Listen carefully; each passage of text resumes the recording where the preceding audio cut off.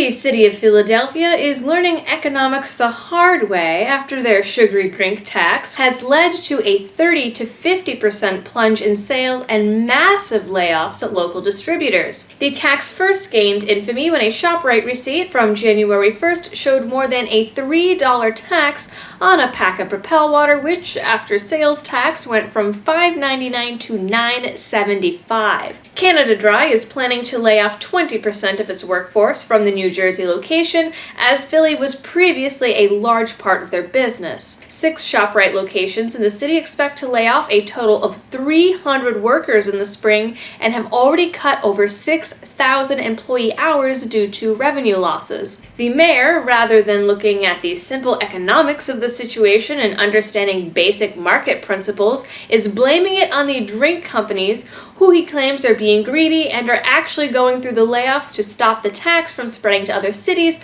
rather than due to the loss of revenue. Ironically, Mayor Kenney supported the tax so the city could get more money, but is accusing the businesses of being greedy.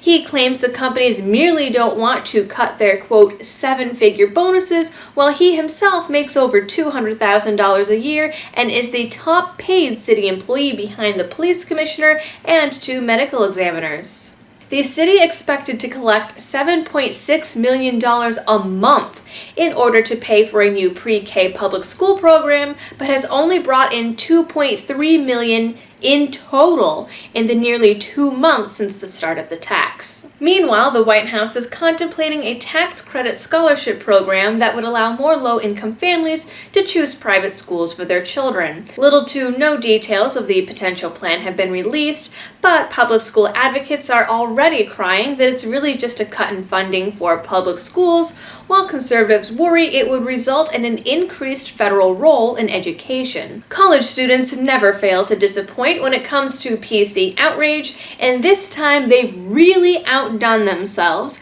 as students of the University of California, San Diego are protesting a visit by the Dalai Lama as oppressive. That's right, folks, a Buddhist monk who was born in a cowshed in a remote part of Tibet is oppressive to the college students of UC San Diego. Their reason? Because he believes Tibet should be allowed independence from, or at the very least autonomy with, Communist China. Figures. The Chinese Student Association and Shanghai Alumni Group in particular are protesting the event, which will see the Dalai Lama give a keynote speech for this year's graduating class on the grounds that his views are offensive to Chinese students are an example of cultural oppression, ethnic secessionism, democratic supremacy, and inequality. One student even went so far as to equate the speech to, quote, forcing a Muslim to eat proc, which I assume was supposed to mean pork,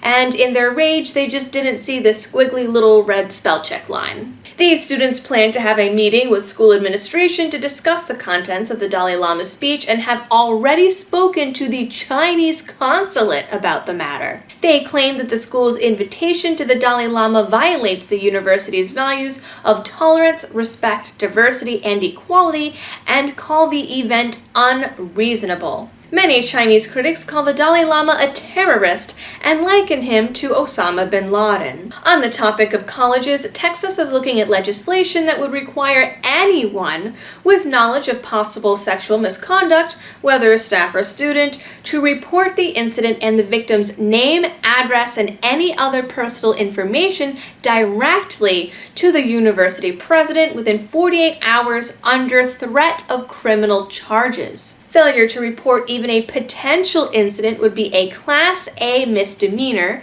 a $4,000 fine, and up to a year in jail. The Writing Center at the University of Washington, Tacoma, has started a crusade against American grammar, which it insists is racist and a, quote, unjust language structure. The Writing Center's new anti-racist and social justice stance was immediately picked apart by several news media outlets, forcing them to release a statement that their stance was misrepresented, and that really, they're just trying to point out that insisting there is any grammatical standard in the English language is racist, and thus they're trying to make sure the school's staff doesn't engage in racist practices. The center sets out to make several specific anti-racist promises to students, including challenging, quote, conventional word choices and emphasizing the importance of rhetorical situations over grammatical correctness. The new push for social justice in writing is being led by the center's director,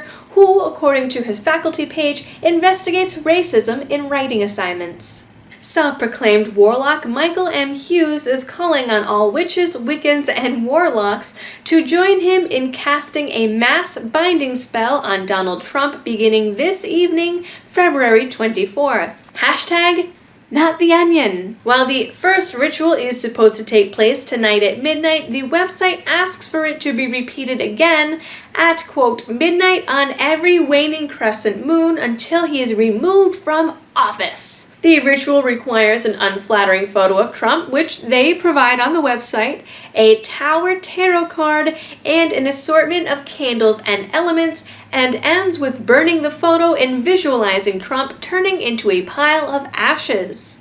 Hughes cautions that the spell is not meant to do harm, but rather is, quote, ripping the bullhorn from his hands, smashing his phone so he can't tweet, tying him up and throwing him in a dark basement, and also seconds as a self-exorcism. In a frequently asked questions section on the event's website, he claims he knows the incantation will work because of a magical battle in the 1940s, during which a group of witches performed a similar ritual to kill Hitler. That's how you know it's legit. Protests erupted in Anaheim after video surfaced of an off-duty LAPD officer getting in an altercation with a group of teenagers and firing his gun. The altercation began after the officer confronted a group of teens about walking across his lawn. He claims a 13-year-old Latino boy threatened to shoot him, and so he tried to detain the kid, and in the video he can be seen pulling the kid across the lawn. The kids say the altercation began when the officer told the kids to get off the lawn and swore at one of the girls,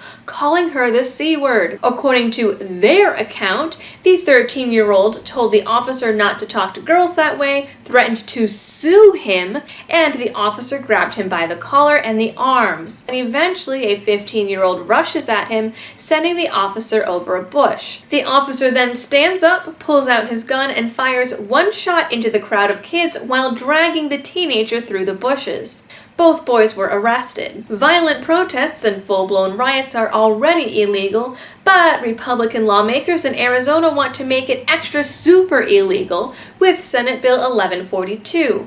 The bill would make it possible for protesters and protest organizers to be charged with conspiracy and even racketeering, aka organized crime, along with a Class 5 felony, which is an automatic minimum of 2 years in prison. Critics fear the bill will be used to crack down on all protests through guilt by association and could even be used as a weapon by one side to get the other side arrested and shut down. The Republicans counter that the bill would allow police to arrest people planning demonstrations and stop riots before they happen, like the plot of almost every dystopian movie ever. Senator Sylvia Allen went so far as to say the new laws are necessary because the old ones that already make rioting illegal don't work, because laws clearly deter people who have already decided to commit violence. The new law redefines rioting as any and all behaviors that result in damage to property or others,